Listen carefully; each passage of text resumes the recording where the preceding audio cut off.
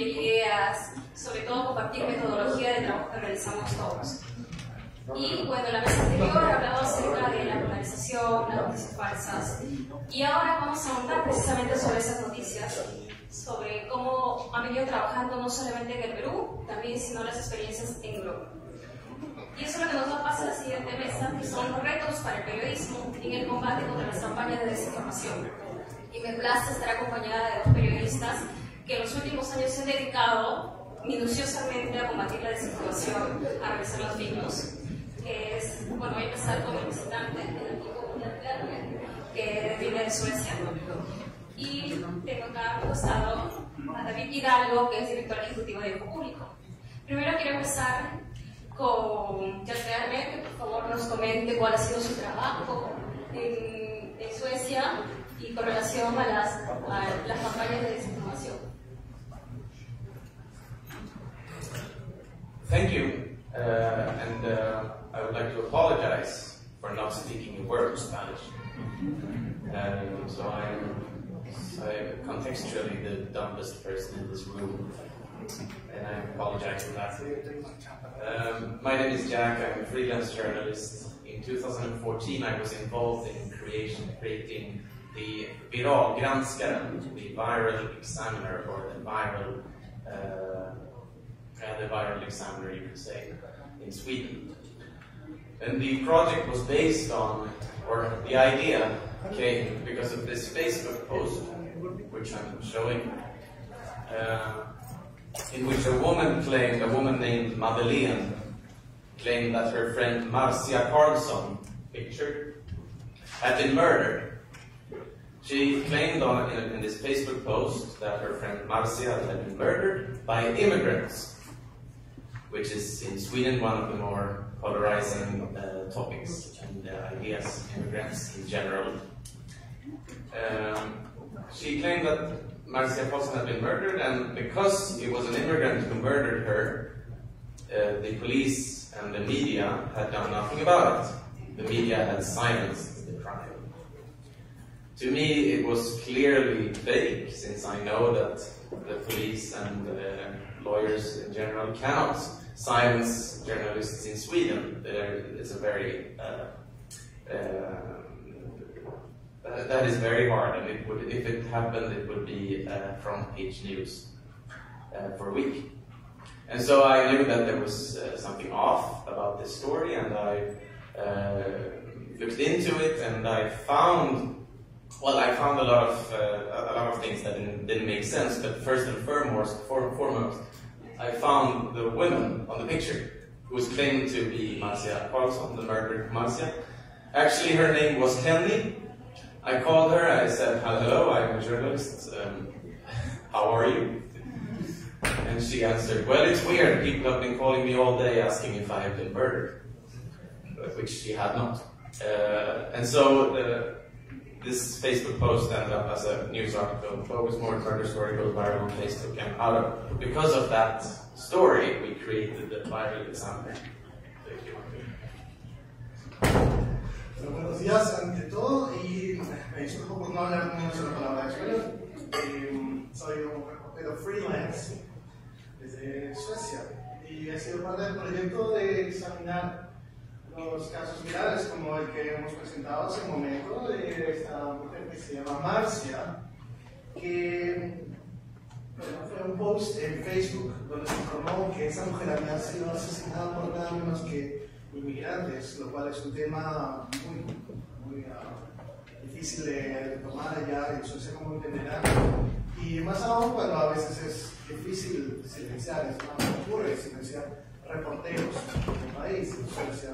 Pero desde el comienzo yo sabía que algo venía mal, algo se estaba tejiendo acá, así que una de las primeras cosas que hice fue identificar y llamar a la mujer que estamos viendo y averiguar que, bueno, su nombre para comenzar era Marcia, y que me dijera incluso por vía telefónica que le parece extraño que todo el mundo le estuviera llamando preguntándole si había sido asesinado.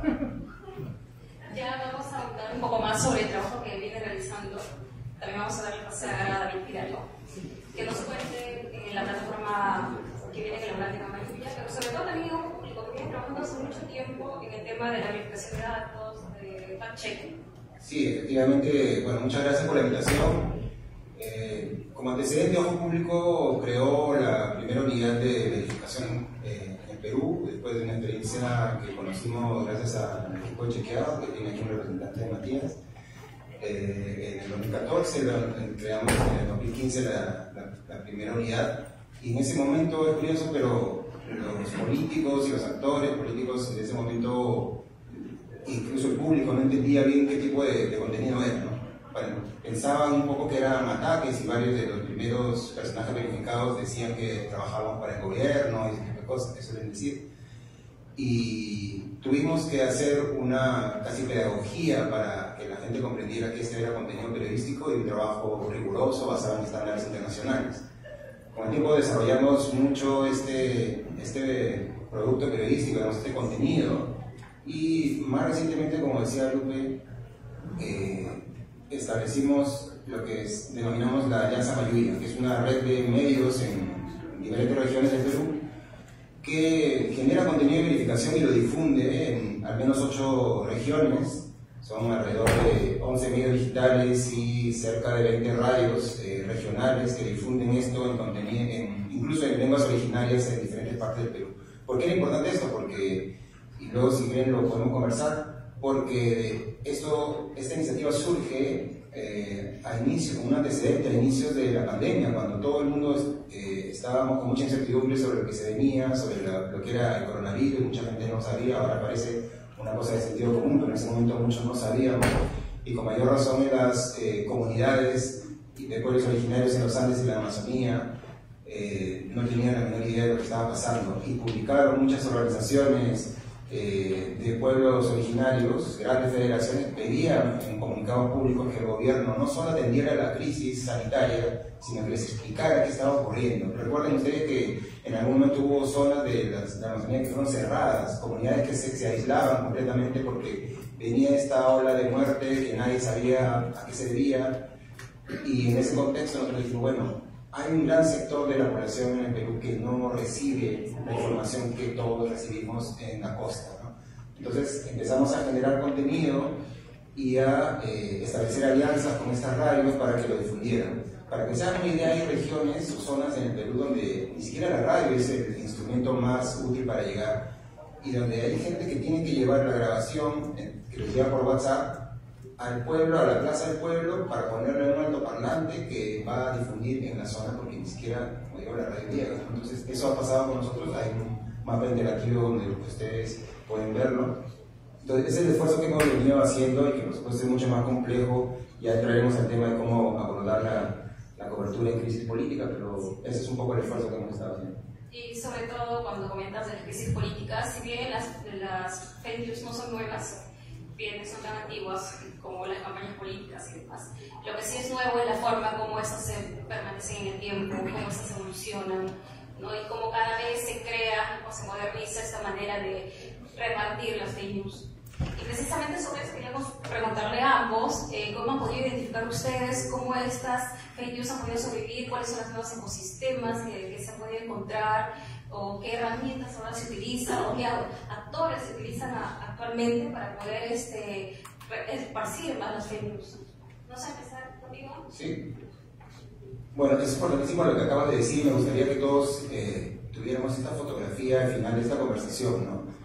Lo que tenemos que entender para afrontar este fenómeno, desde el periodismo, pero también desde la sociedad, es que esto de las fake news, que además es una expresión que debería estar cada vez más en desuso, deberíamos estar hablando de contaminación informativa, que habla de un fenómeno mucho más complejo.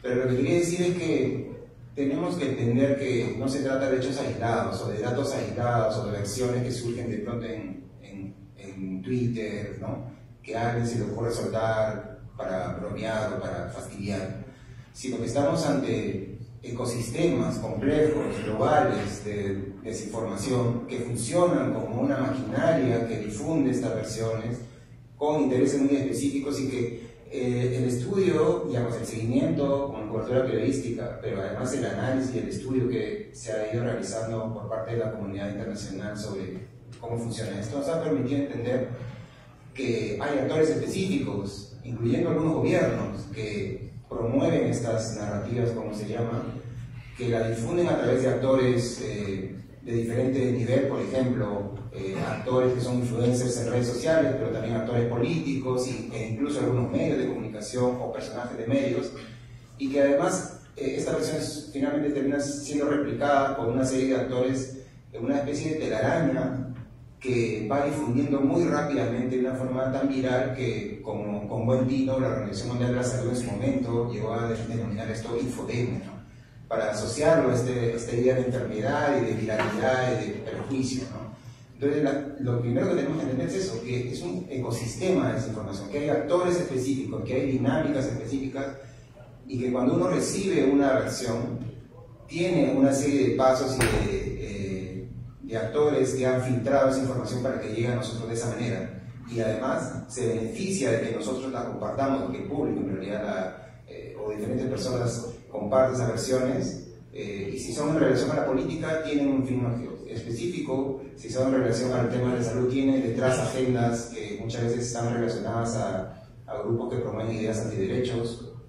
Entonces no son cosas que se combatan simplemente con decir este dato es falso, este dato es verdadero, este dato no, sino que llega el momento en el que el periodismo, sobre todo cuando Ojo Público es una unidad de investigación, entonces unidades de investigación como Ojo Público empiezan a escarbar qué hay detrás, ¿no? Y que cuando se difunden estas versiones hay grupos que están relacionados, que tienen agendas políticas, que están relacionados a grupos políticos, relacionados a grupos religiosos, y que juntos promueven estas agendas. Y lo que corresponde es investigar quiénes están detrás de estas ideas, de estas versiones, quiénes se benefician, hacer el seguimiento de la misma manera que se hace el seguimiento de la corrupción o de fenómenos más complejos como las violaciones de derechos humanos. Entonces, a medida en que eso se entienda, digamos, vamos a saber que no estamos ante una cosa aislada. Hasta hace poco, y con esto termino, se entendía, yo creo, desde la comunidad periodística que la verificación era un producto anecdótico, una cosa que funcionaba como decoración, porque era casi divertido decir que un candidato o un político decía algo falso. Pero ahora, con lo que hemos visto, y con lo que vamos a ver seguro a lo largo de este evento, se entiende que son estrategias complejas, que detrás de las cuales hay dinero, hay mucho dinero, y que tienen actores que se benefician claramente de esto y que deberían ser expuestos, ¿no? Y ese es el trabajo que tenemos que hacer. Genial, David. Y ya, nosotros pensaríamos que en Europa el hábito de consumir información es mucho más estricto, ¿no? Pero queremos saber también cómo ha evolucionado las fake news, cómo sobreviven estos ecosistemas, han identificado a actores también. ¿Qué es lo que sucede según la experiencia que tienen en tu país? I'd first like to address, as far as I've understood, what you were discussing. And first of all, I would just implore everyone to instead of, because you were mentioning the fake news as a term and as a useless term, a term that currently just means, well, everything you don't like. You can accuse someone else of being fake news, and that just means that you're accusing them of being a liar. And that, as a term, is useless. We need a term. We need to use terms that have actual meanings. So what I would suggest is just define what we're talking about when we're talking about lies and misunderstandings or propaganda, disinformation. There is several working terms that we can use, and we need to use terms that are actually relevant for the case we are discussing. So I would just advise to always define what we are talking about. Secondly, I don't agree on, as I understood it, you wanted to define part of this problem as sort of a sickness, and I'm not sure I agree on that, because what we tend to do is then pathologize the fact that we as humans often are wrong. A big part of working for me has been addressing the fact that we are often wrong in a lot of ways and cases. We as humans, we don't treat, we don't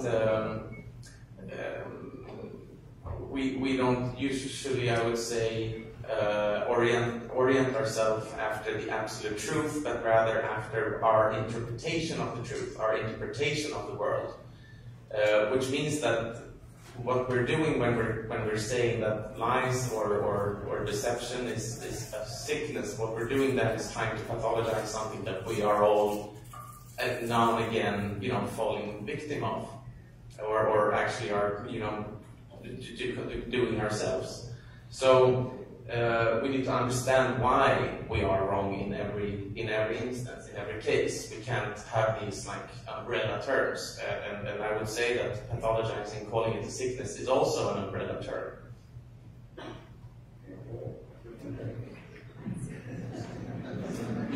Perdón. Me gustaría comenzar con hablar de eso que tú has llamado fake news, como un término que ya está en desuso, que debemos utilizar otros que sean más relevantes a cada uno de los contextos y a cada uno de los casos, para no confundir cuando uno habla y no llamar simplemente algo que a mí no me gusta o no me parece correcto fake news. Por otro lado, como número 2, declarar fake news como una enfermedad es algo con lo que no estoy de acuerdo, porque es como patologizar una idea, es como restarle la importancia a la que nosotros le damos a las cosas cuando creemos que nos afectan y nos hacen mal. Yo creo que debemos centrarnos mucho en la interpretación que tenemos de la verdad y no caer en equivocaciones debido a utilizar términos que llamamos umbrella, de paraguas de protección, simplemente para que parezcan que están bien.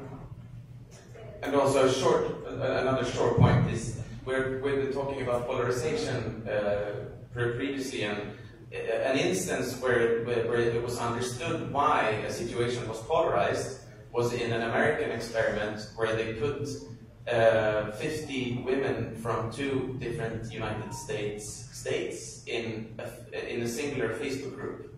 And they came from states that had opposing ideas about the Obamacare. Are you explaining Obamacare? Yes, the Obamacare health system. And these 2 groups had very differing views on Obamacare, and see, if you just, saw them from a distance without understanding the conflict, it just looked like they were polarized. They are polarized, just like the term in essence was right. They were polarized, but there was no understanding of why. When they interviewed and put these 50 in all 100 people in the same Facebook group, and they had managed to discuss with each other, actually talk to each other, what happened was that they understood that they came from states where Obamacare worked differently. So in the states where they were critical about Obamacare was objectively worse. And in the state where they were more happy about Obamacare worked better. And what had happened, if you hadn't done that experiment, if you hadn't gotten these people to talk to each other and to understand their realities, it would just look like polarization. The way we talk about polarization. Oh no, people are polarized. Like talking about, oh no, people are running around when there's a fire. You have to understand the reality behind the polarization, and that's why I think that Facebook group experiment was a good one. Por ejemplo, Jack nos habla de un ejemplo muy claro en el que había un grupo de Facebook de 50 mujeres donde se hablaba a través de la red social sobre el Obamacare, que es el sistema votado que funciona hoy en día en Estados Unidos de salud pública. Y lo que sucedía era que se encontraban diferentes pareceres y de manera externa parecía que simplemente todas estaban peleando unas contra otras y estaban polarizadas. Sin embargo, parte del experimento de haber hecho esto era ponerlas también en un sitio donde pudieran hablar en persona, en vivo, y allí las diferencias parecían desaparecer, ya que la única cosa que diferenciaba esta situación y caso de cada una de ellas era cómo funcionaba el Obamacare de acuerdo al estado en el que vivían. De no haber sido así, la gente nunca hubiera llegado quizás a entender la razón por la que tenían este tipo de polarización o idea de polarización si no fuera por entenderse. Es como cuando existe, o tenemos el caso de un incendio, donde se ve que simplemente la gente parece que corre desesperada, pero no va hacia algún sitio, no entiende qué está pasando en la situación. Listo, genial. Bueno, cerró el debate.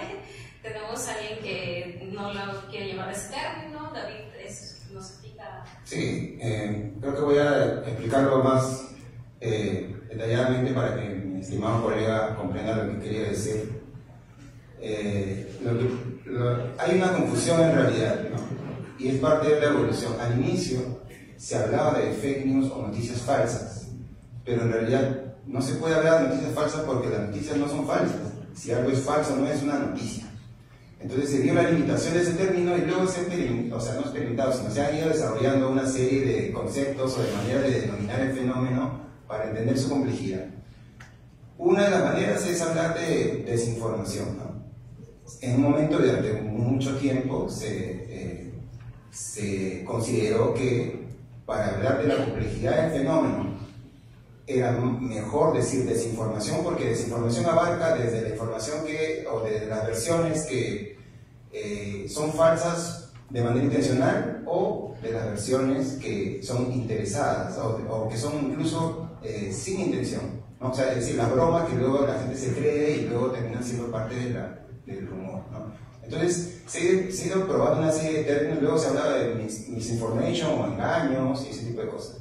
Como parte de esta evolución en el entendimiento de este fenómeno, en algún momento dije, la Organización Mundial de la Salud dijo, para tratar de explicar qué es lo que estamos diciendo, que podía utilizarse la denominación infodemia. Eso no es una expresión periodística, ni tampoco académica, sino lo mencioné porque es parte de la evolución de cómo se entiende el fenómeno.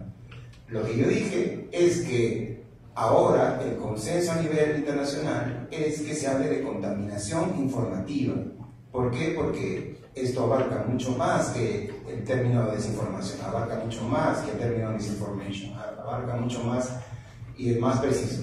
Entonces, la idea que yo quiero que no es que en algún momento se trata de patologizar nada, simplemente es una expresión que en algún momento la Organización Mundial de la Salud dijo. ¿Y por qué lo dijo? Porque quería hablar de que estamos ante un fenómeno viral, peligroso, potencialmente dañino, ¿no?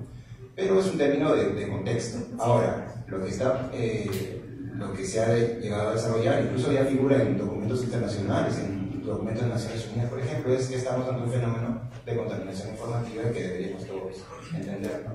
Claro, debemos entender que no queremos frivolizar tampoco ningún tipo de término médico ni nada. Pero aquí lo importante es saber cómo podemos combatir. Y nos contabas anteriormente sobre la experiencia de regiones para los que son de afuera. Nuestra geografía en el país a veces dificulta tanto que en algunas regiones no tienen acceso a internet, con lo cual desmentir un bulo es mucho más difícil, o que la información llegue precisa es mucho más difícil. Entonces quería que me comentaras cómo ha sido tu trabajo en regiones para poder batallar contra la desinformación. Mira, hay un proceso muy curioso alrededor de los medios y las organizaciones que promueven la verificación. A diferencia de otras organizaciones que hacen periodismo del tipo tradicional, hay un trabajo paralelo que hacemos que podríamos denominar pedagógico. Es decir, hacemos, por ejemplo, talleres para que periodistas de regiones o incluso público en general de la sociedad civil conozcan la metodología y la apliquen. Es como que si eventualmente un medio se pusiera a hacer talleres de periodismo de investigación para que la gente investigue, pero obviamente eso no ocurre. En el caso de la verificación sí ocurre, porque la idea es que mayor cantidad de personas conozca de qué estamos hablando, conozca el fenómeno, ayude a contrarrestarlo. Entonces, como parte de esta idea, que es por supuesto un trabajo que hacen muchas organizaciones de verificación a nivel internacional,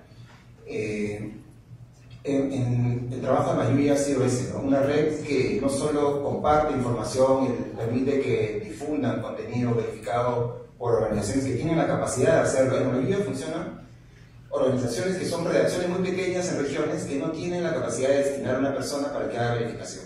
Pero en Lima está Ojo Público y otras organizaciones que sí tienen esa capacidad. Entonces nosotros hacemos verificación y tenemos aliados cuyo trabajo es difundirla, ¿no? Su compromiso es ese, ¿no? Y no es una cosa sencilla, quiero decirles. O sea, al inicio era difícil convencer una radio de regiones que nos dé un minuto de tiempo para que difundamos contenido periodístico. Decían, bueno, pues nosotros vivimos de nuestro tiempo, ¿por qué tendríamos que darle, ¿no? Ese espacio? Y luego mostramos que el contenido que presentábamos era relevante y comprendieron que la alianza era fructífera porque ayudaba a sus audiencias a recibir contenido importante. De hecho, tuvimos varias experiencias en las que gente comentaba que estaba a punto de tomar un producto contra el coronavirus que pensaban que funcionaba y no lo tomaron porque escucharon uno de nuestros mensajes diciendo: este producto no cura la COVID, ten cuidado con esto. Trabajamos con traductores al aymara, al quechua, al aguajún, al shipibo-conigo, al lucama-lucamiria, ¿no?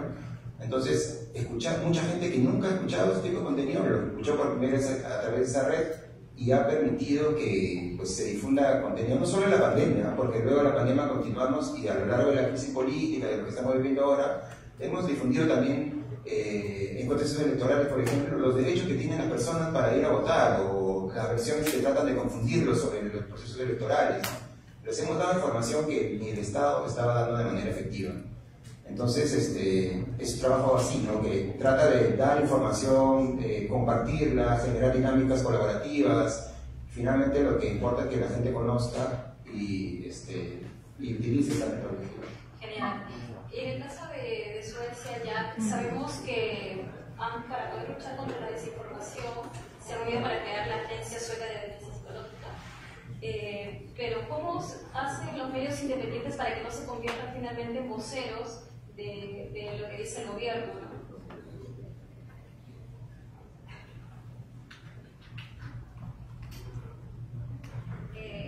Cuando se crea ante las campañas de desinformación esta Agencia Sueca de Defensa Psicológica, ¿cómo trabajan para que no se convierta en voceros? ¿O cómo la información que se filtra a través de ellos? ¿Cómo trabajan en conjunto? Quiero que nos cuentes esa experiencia. Well, the MSP, the agency you're talking about, are focused more on social unrest and on communicating in times of crisis, and so they know very well that they can't. They are an agency, so they are inherently distrusted in a sense by at least some of the people that they aim to reach when it comes to important societal information. So what the agency does is just try to, clearly communicate without giving too much attention to frauds or to hoaxes. That is always, as I'm sure many of you know, an issue in debunking and fact-checking is when do you give something the oxygen of a debunk? To address an error or a faulty idea is also to lift that faulty idea up and give it visibility. So in every sense we have to be very sure that what we are debunking is actually enough shared, enough spread, so that it's actually worth the time. So the agency, I would say, the agencies that work in psychological defense and that type of things, we try to keep an arm's length distance to them. We try to keep, to keep ourselves distanced as journalists. We don't want to be too much involved with the agencies. We certainly don't want to become the agency's communicators. So we're doing, as journalists, we're doing our stuff separately. And as journalists, in what I would like to offer as an example, I mean, what I have been defining as my own as my own, like the bare bones, the most fundamental parts of my job has been, you could summarize it as 3 Qs, which is, first of all, qualifying the stuff that I'm seeing. Is it intended to deceive? Is it harmful? You know, a joke or something that is more of a satirical comment. They are not necessarily intended to deceive nor harmful. So it's important to not, I think, address them as harmful. Do you want to take over for one? Yes. La agencia de la que hablas está más enfocada a las cosas que ocurren en tiempos de crisis y saben que no son bloqueadas por quienes son, pero tratan de comunicar. Sin exigir que sean siempre escuchadas cuando hablan de fake news o tipos de estafas que pueden ser encontradas en internet, porque también sabemos que al alzar un tipo de fake news, cuando estamos dando relevancia, importancia a ese tipo de idea o noticia, lo que se está haciendo simplemente es hacerle más hincapié y más publicidad. Creo que es una cosa que tampoco nosotros los periodistas debemos hacer. Nosotros no queremos volvernos comunicadores de ese tipo de agencias y tratamos de mantenernos alejados. Ahora, cuando estamos hablando del tipo de trabajo que yo hago específicamente, creo que debemos hablar de 3 tipos de Q. Una que es qualifying, la otra que es quantifying y la otra que es querying. La primera, que acaba de ser explicada, es acerca de saber si el tipo de noticia que estamos dando tiene una intención de, por ejemplo, engañar, o si es que es dañina, es una broma, ¿de qué se trata? Voy a seguir explicando así. And if I may use an example. Vamos a continuar. Sí, por favor. Y sobre eso, como la participación ciudadana es importante, quería saber, David, cómo se puede educar a la población para que ellos consuman información verificada, compartan sobre todo información de mejor calidad. ¿Cómo hacen ustedes? Porque sé que también a través de la plataforma Mayuya, dice, si conocen alguna información que necesita ser verificada, se pongan en contacto con ustedes, ¿no?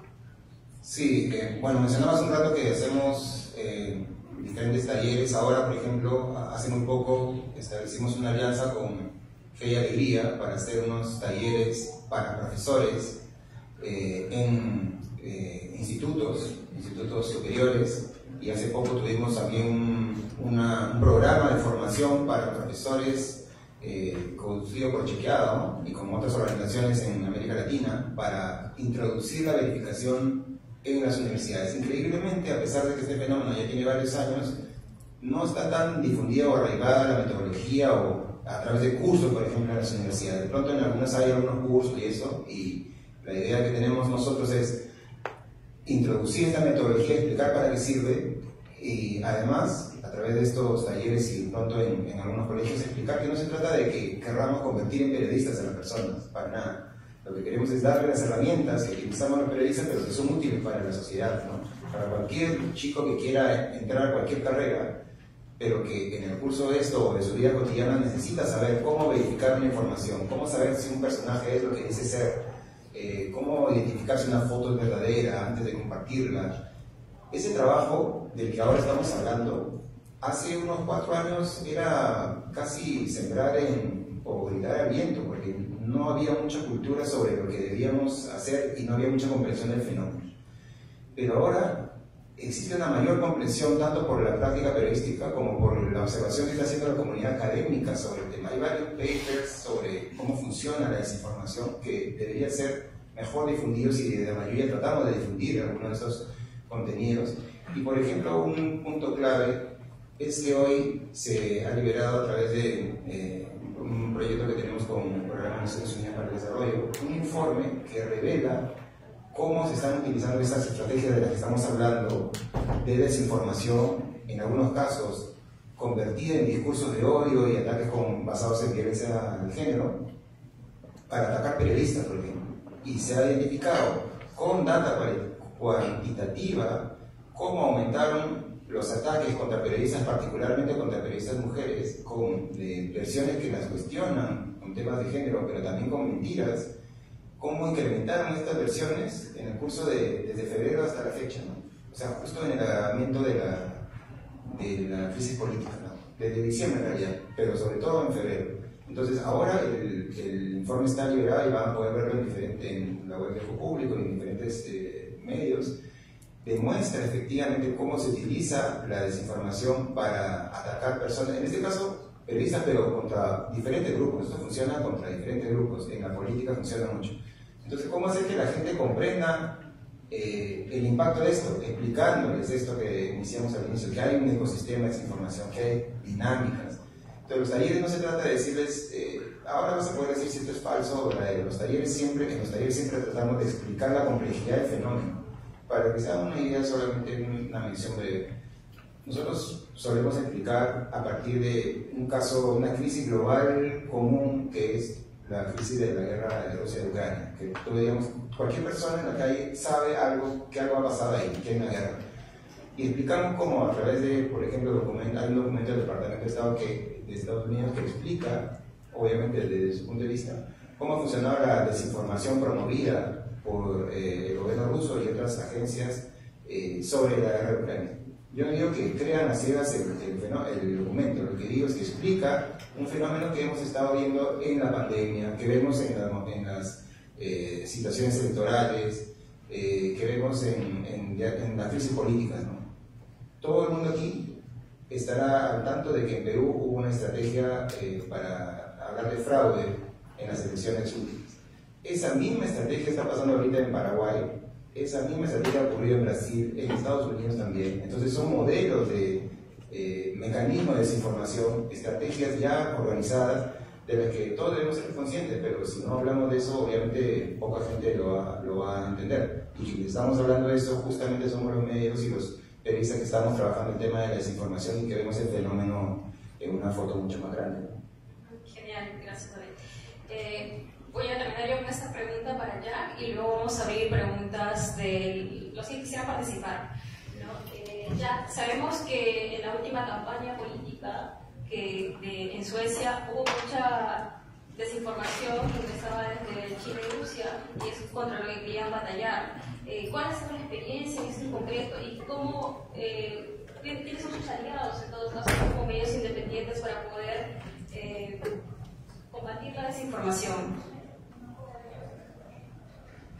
Well, the Russia case is interesting because, of course, they have, of course, Sweden is a natural target for Russia, being geographically placed where we are, and also now maybe heading into NATO, depending on Turkey and Hungary's mood.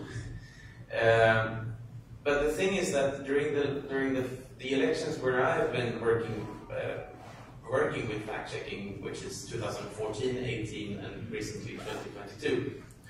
It has clearly been more, the fear of disinformation and propaganda from Russia has been larger than the actual instances of propaganda from Russia. So we have been more afraid of it than what has been the case. There hasn't been that many cases of actual big propaganda. What I could confidently call cases of propaganda from Russia. What has happened is that, when journalists have been looking for propaganda from Russia, we have sometimes mistaken stuff that isn't Russian propaganda, but rather organic misinformation on social media as Russian propaganda, which I think brings to mind the information sphere during the war in Ukraine, where consistently some people are interpreting stuff made by Russia as or some people are saying that some people are always identifying confusing and weird informational situations where Russia is involved as examples of Russian propaganda where it might not be the case. So we need to, I think, again, always be very careful about what is actually propaganda and what is actually just the organic disinformation that sometimes, or misinformation that sometimes just appears. So in Sweden, the elections hasn't been, in Sweden we have our own situation where with two general blocks, the left blocks and the left bloc and the right bloc, and then there's a xenophobic party that is now allied with the right bloc called the Sweden Democrats. And the Sweden Democrats have been the source and the focus of discussing propaganda and disinformation all the way back to 2010. So I would say that in Sweden, during the elections, the Sweden Democrats have been more of like an issue than the Russian involvement. Just to mention, or do you want to say that first? Just to mention a few things that we have done where we have involved people in general, and where we have reached out to get to some sort of try and in pedagogical ways get out there with our fact checking. We created a school material called the Little Viral Examinator. We did it in cooperation with the Swedish School Agency. So the Swedish School Agency and teachers who know the programs, the educational programs in schools, said that we need to use critical thinking here and there and this and that way. And so based on our news material that we had produced, we produced a school material that could be easily implemented in lessons in schools. Also, the maybe biggest Swedish comic for kids called Bamse, about a bear who eats honey and then becomes strong, did a special issue about critical thinking, in which I was involved in creating sort of an adventure that would focus on the use of critical thinking on social media. And then, last but not least, I would say that generally through our fact-checking, we are very clear, in how we have, what sources we're using, how we're using them, why we can certainly say that this is fake and this is not. And it's all meant to sort of create the confidence in our readers, the confidence that they themselves can also perform these basic fact checks. Often I think that an issue is a lack of confidence. A feeling that social media and internet is just chaotic, it's just feeds that are completely impossible to understand, which isn't true. It's quite easy, I would argue, to understand most of them. You just need to sort of get a basic feeling about how they work. I'm not using TikTok myself, but my wife is a heavy TikTok user, and what she has shown me is that TikTok is often depicted as a place that's chaotic and very controlled, and that you're just a victim of the algorithm. You're just a victim of the feed on TikTok. You can't do nothing about it; it just controls you. But what she does is she clearly controls her own feed, in the sense that if she wants to have new ideas for recipes, she's very, very knowingly and cunningly looking at the right videos that she knows will change her feed into a feed about recipes. If she wants to find book tips on new books to read, she clearly and knowingly changed her feed through looking at certain videos and interacting with them, which then changes her feed. So what she's doing there is controlling her social feed in a way that I think many people don't feel that they can. And I think that is very important to instill the confidence that it is quite actually manageable to just be on social media without being over-encumbered or getting the feeling that it's just chaotic and impossible to understand.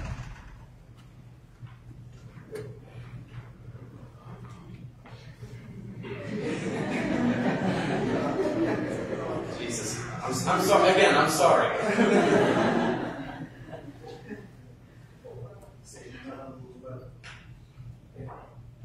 El caso de Rusia es evidentemente algo serio por la situación en la que se encuentra políticamente Suecia.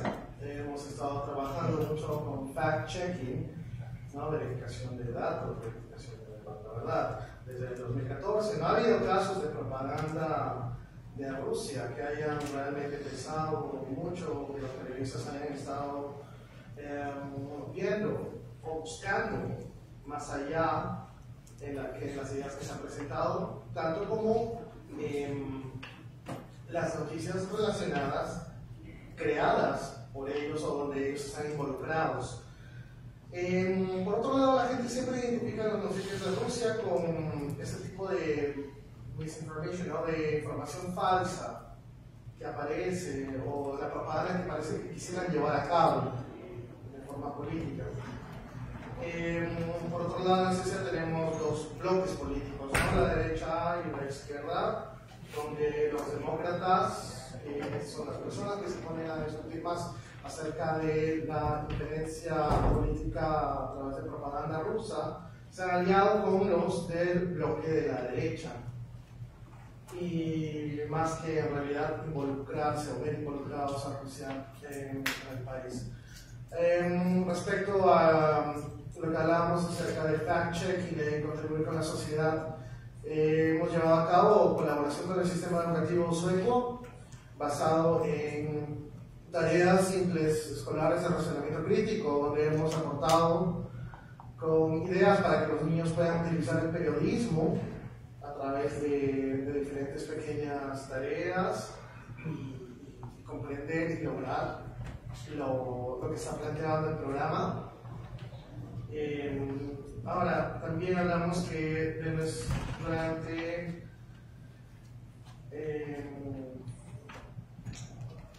nuestra forma de hacer o llevar a cabo el fact-checking es importante que nosotros construyamos confianza en los lectores, en todas las personas que pueden comprender que un hecho puede ser falso, ¿sí? Pero nos interesa muchísimo que ellos puedan saber que pueden lograr alejarse de la idea de que el Internet es simplemente puro caos y que todos somos víctimas del algoritmo. Él pone el caso de su esposa, que afirma definitivamente eso, ya que ella es una usuaria muy frecuente de las redes, especialmente TikTok, por ejemplo. Y ella sabe que los feeds cambian, lo que se le presenta, cambian de acuerdo a lo que ella vaya a buscar. Entonces, Jack cree definitivamente que eso es algo que muchos usuarios no tienen esta idea de que se debe crear este tipo de confianza para que ellos sean quienes lleven a cabo la posibilidad de recibir noticias distintas a las que están acostumbrados o se puedan sentir sometidos a recibir. Genial, interesante como ver que el fenómeno, ¿no?, de la desinformación es generalizado y también cómo trabajan con los escolares para poder apoyarse y desde temprana edad puedan poder identificar las noticias falsas o no, la desinformación. Ahora sí abrimos las preguntas para el público. A ver, no sé, a ver cómo empecemos. Empezamos por acá, que fue el primero que vi.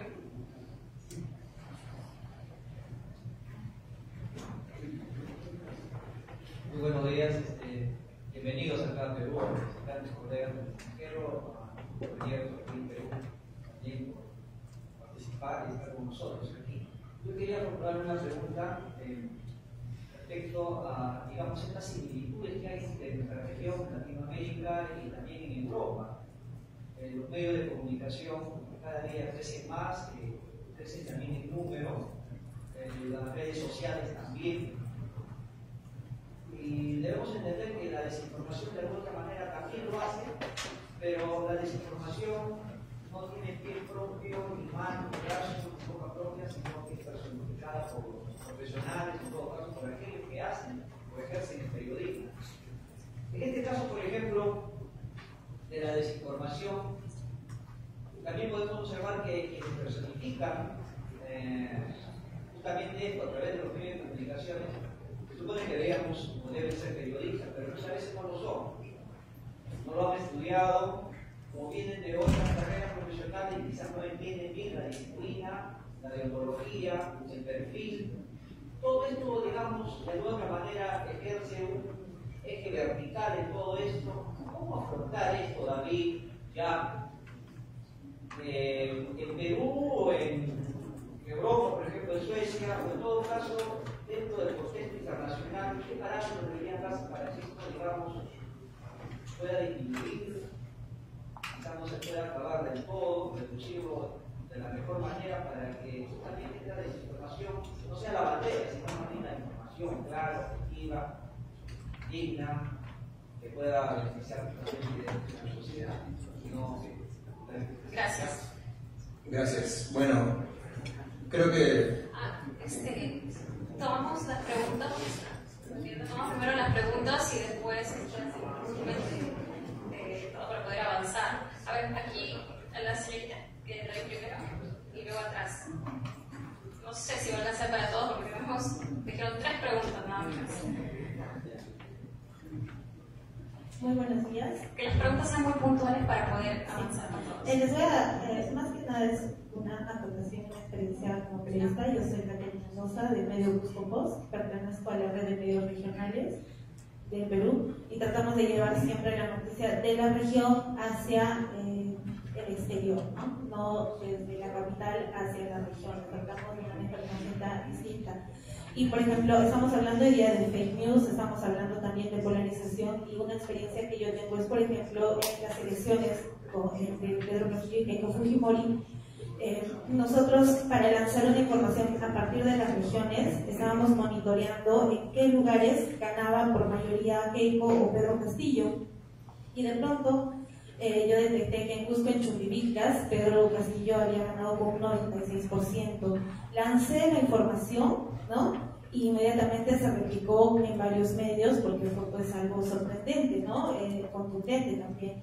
Pero también se utilizó, yo lancé la información porque era una noticia, ¿no? Que era algo novedoso, pero se utilizó también por ciertos sectores para inmediatamente decir que había fraude, ¿no? Que era imposible que podía ganar Pedro Castillo por tanto porcentaje y que ahí empezó pues que había manipulación de actas y todo, ¿no? Y también se hizo pues tendencia en Twitter y todo esto. Inmediatamente empezó a salir también los comentarios de que era fake news. No, es falso, es una noticia falsa. Y fue tanto el bardo que hasta yo misma empecé a dudar y tuve que volver a monitorear toda la página de la OPE para volver a aseverar que esa era una verdad, ¿no? Entonces, los periodistas a veces no tenemos esa intención de desinformar o tal vez de manejar la opinión pública, pero hay sectores que toman tu dato que podría ser cierto y lo llevan a este lado. Entonces, en ese caso, ¿cómo sería la respuesta que tendríamos que dar para volver a ratificar que esta no es pues con una intención política que estamos manifestando esa información? Sí, además que te basas en páginas oficiales. Allí, Sandro, creo que tenía una pregunta.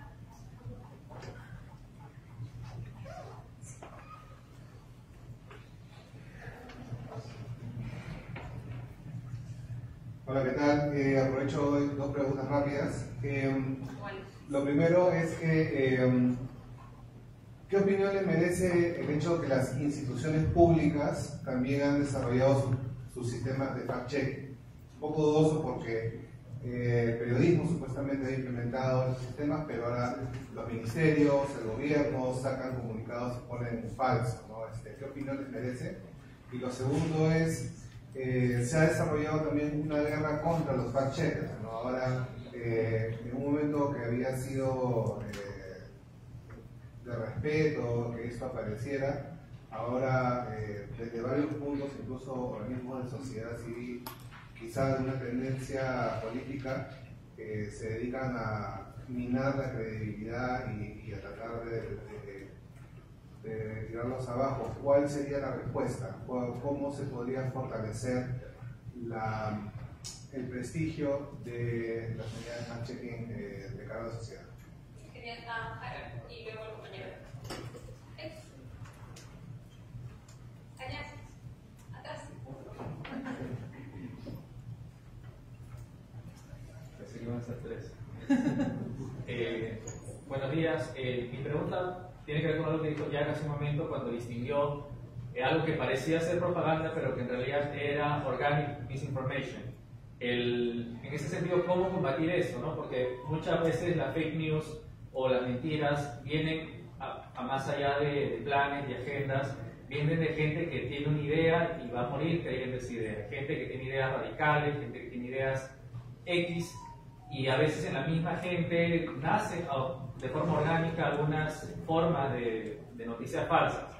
¿Cómo combatimos eso? ¿Qué piensan?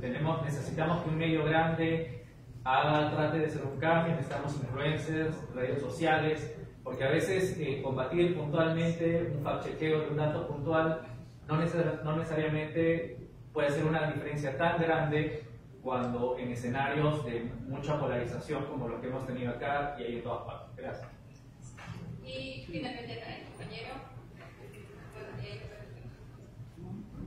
Acá en el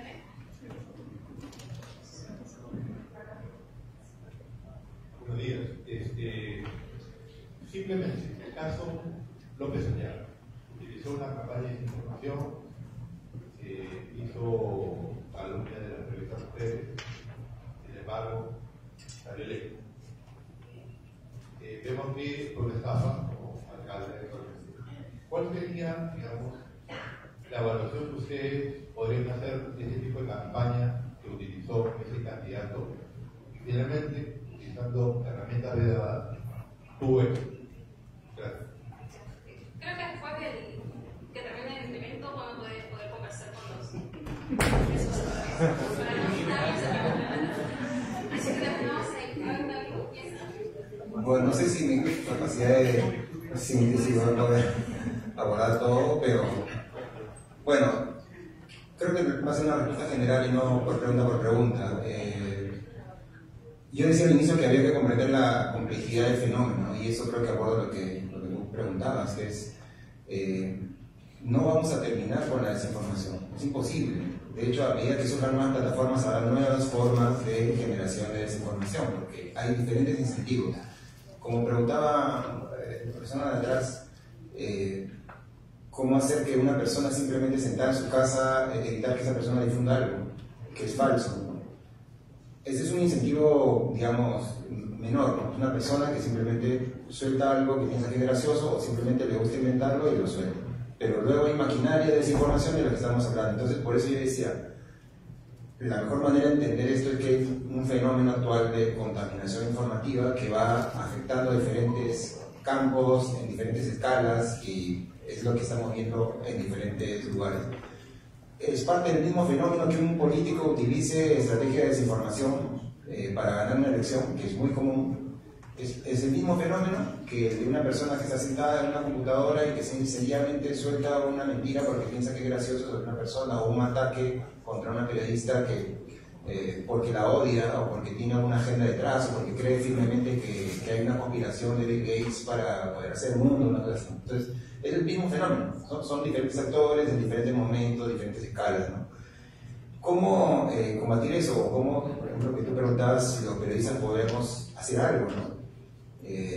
Pues básicamente reforzando y aplicando los estándares que tenemos y las nuevas herramientas que surgen. Afortunadamente la tecnología, mientras ha facilitado la difusión de estas versiones y la viralidad del problema, también nos da algunos recursos para afrontarlo, ¿no? Algunas herramientas que sirven para, no sé, verificar videos, para identificar fotos. Hay bases de datos más accesibles para que uno revise información antes de compartirla. El problema está en que no hay la práctica, ¿no? O sea, la gente no está acostumbrada a hacer eso, y por eso los periodistas y organizaciones como la del compañero de mesa y la nuestra, tratamos de hacer esa pedagogía de la que yo hablaba, ¿no? Porque en la medida en que la gente comprenda que estamos ante un fenómeno complejo, va a entender mejor los contenidos que emitimos, para que sepa que no son ataques ideológicos, sino que son herramientas que estamos utilizando, y comprenda el uso de las herramientas y de hecho las verifique por sí mismo, ¿no? Una de las características más interesantes de la verificación es que ofrece a las personas, está construido de tal manera que ofrece a las personas la posibilidad de que ellas mismas verifiquen lo que estamos diciendo nosotros, ¿no? A diferencia del periodismo de investigación, por ejemplo, que podría decir, tenemos una fuente secreta, reservada, que nos ha dado esta información. En la verificación no, la verificación tiene que dar a las personas y explicar correctamente todos los elementos para que puedan verificar. Eso es una salvaguarda, digamos, para que se entienda que estamos trabajando con estándares altos para evitar la desinformación, ¿no? Sandra preguntaba sobre el fact-checking público, ¿no? Sobre las instituciones. Es una discusión internacional, y yo también creo que hay que hacer una diferencia clara, ¿no? Hay que entender que el uso de la expresión fact-checking debería estar restringido a las organizaciones que promueven esta metodología, y que en todo caso el esfuerzo que se debe hacer en el ámbito público con la mejor intención. Quiere decir, nosotros hemos tenido una experiencia de trabajo colaborativo en el día de las elecciones con el Jurado Nacional de Elecciones, que fue muy útil para contrarrestar una serie de versiones que trataban de contaminar el ambiente. Pero hay que entender también que para evitar cualquier tipo de confusión habría que restringir ese uso, no por una norma, sino por práctica y por precisión, para que se entienda que no puede haber un fact-checking que tenga un interés detrás. De hecho, la metodología de fact-checking tiene como unos subpuntos a nivel es un estándar internacional que no sea partidarizada, ¿no? Y evidentemente una institución pública tiene un interés detrás, que es defender la institución pública. Entonces, es un contrasentido que una institución pública haga verificación, porque finalmente se convierte en o podría convertirse en un instrumento de ataque político, de legitimación del rival, ¿no? Claro, entonces creo que el mejor trabajo que se puede hacer con un acercamiento a estas iniciativas es encontrar un mecanismo para facilitar la transparencia o la respuesta a medios que hacen verificación, y encontrar un punto en el que se entienda esta verificación. No es una descalificación a las instituciones que lo han estado haciendo, sino que hay un tema de precisión que ante el fenómeno global creo que es atendible de manejar, ¿no? Luego decía cómo... Solo, bueno, para resumir la última pregunta sobre la estrategia de López Aliaga o de otros actores políticos. No voy a calificar la estrategia, pero sí explicar que es eso, una estrategia que no solo ha sido utilizada en el Perú. Y para que entiendan la complejidad del fenómeno, hace poco se publicó en Ojo Público y otros medios es una investigación sobre un caso que se llamó Eliminaria, que es un destape que hubo en Europa sobre una empresa que se dedica a borrar información de personas que han tenido antecedentes, muchas veces policiales, judiciales, gente que está involucrada en el crimen organizado, ¿no? Y que pagan para que esta empresa utilice diferentes herramientas para borrar esa información, o consiguiendo que bajen los links, ¿no? O generando tal cantidad de información que termine aplastando los contenidos periodísticos. Eso es parte de un servicio que ahora existe, y hay diferentes servicios que abordan incluso estrategias psicológicas para lograr que las personas desarrollen un tipo de opinión pública alrededor de determinados temas. Son servicios y empresas que son parte del fenómeno de la desinformación. Entonces, por eso yo decía, hay tantos actores, tantas dinámicas, tantos intereses, que no podemos hablar solamente de, el verificador es la persona que te va a decir si esto es verdad o mentira. Esto es mucho más complejo, es mucho más grande, y creo que en la medida que lo entendamos, pues va a ser más fácil, bueno, no más fácil, pero vamos a estar más alertas, ¿no?, para responder a eso. Muchas gracias, David. Sí. Como hay muchas preguntas locales, creo que lo de Jack sería lo puntual que preguntaron. También sobre qué opinan de las instituciones públicas que realizan fact-checking y cuáles son las estrategias de los periodistas, ¿no?, para batallar contra la desinformación.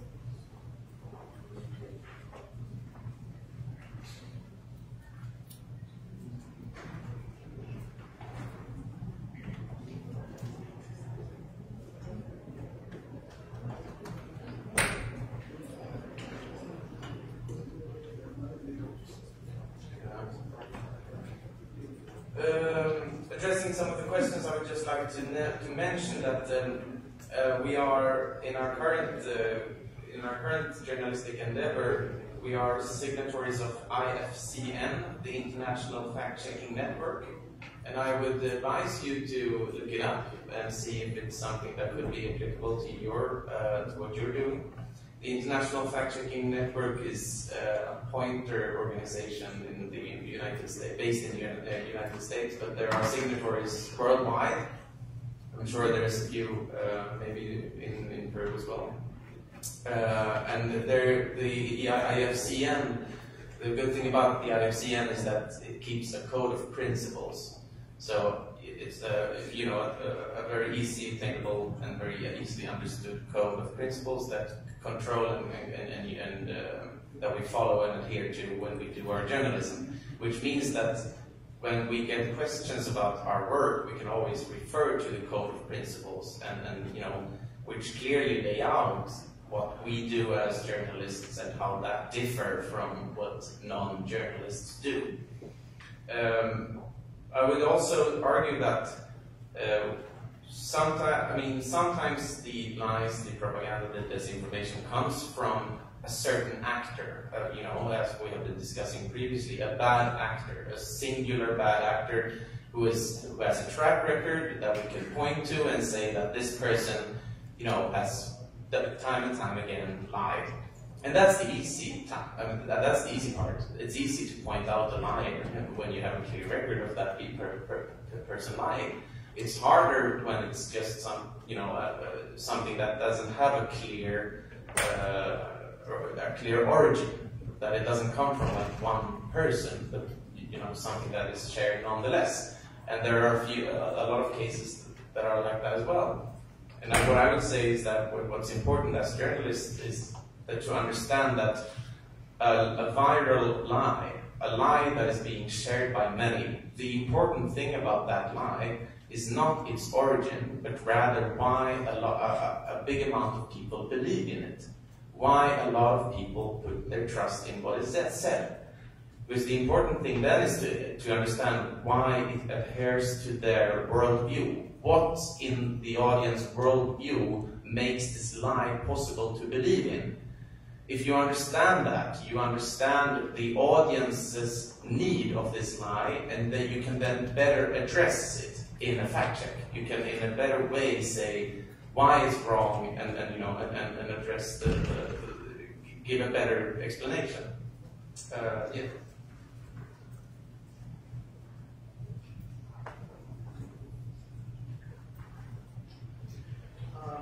Para comenzar, me gustaría mencionar que como parte de nuestra labor tenemos el IFCN o IFCN, que es el International Fact Checking Network, la red internacional de chequeo de facts, de información, y es algo que trabaja también en Estados Unidos y en diferentes países del mundo. Incluso creo que es capaz, encontremos gente que está asociada también a esta red. ¿No? Sería una muy buena forma en la que ustedes podrían utilizar para su trabajo, ser parte de esto. El IFCN o IFCN.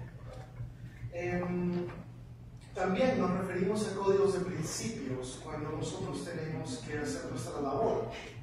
Y es algo que nosotros simplemente llamamos Code of Principles o código de principios para enseñar, para dar a aclarar cuál es nuestra labor, qué cosas hacemos, qué cosas no hacemos. Por ejemplo, uno de los verificadores que es parte del que acabo de mencionar, IFCN, es justamente la República. Sí, el Día de la República. También la forma fácil de identificar a alguien que miente es por su registro de mentiras, porque sabemos que al fin y al cabo pierde la confianza de las personas. Ahora, para nosotros entender cómo hacer el fact-checking algo más fácil, debemos examinar, debemos analizar qué es aquello que hace que las personas crean que una noticia falsa puede ser verdadera. Eso nos ayuda a nosotros a realizar más fácil nuestra labor, comprendiendo esa naturaleza, comprendiendo el público que está identificando o las razones por las que cree que la noticia es verdadera. Es más fácil para nosotros apuntar al descubrimiento de lo que está detrás de eso, lo que es la verdad. Ok, listo, Adri, terminamos por hoy. Sigo participando en las siguientes actividades. Es algo de estar por acá a nuestros expositores para poder seguir consultándole. Así que gracias por esta mañana.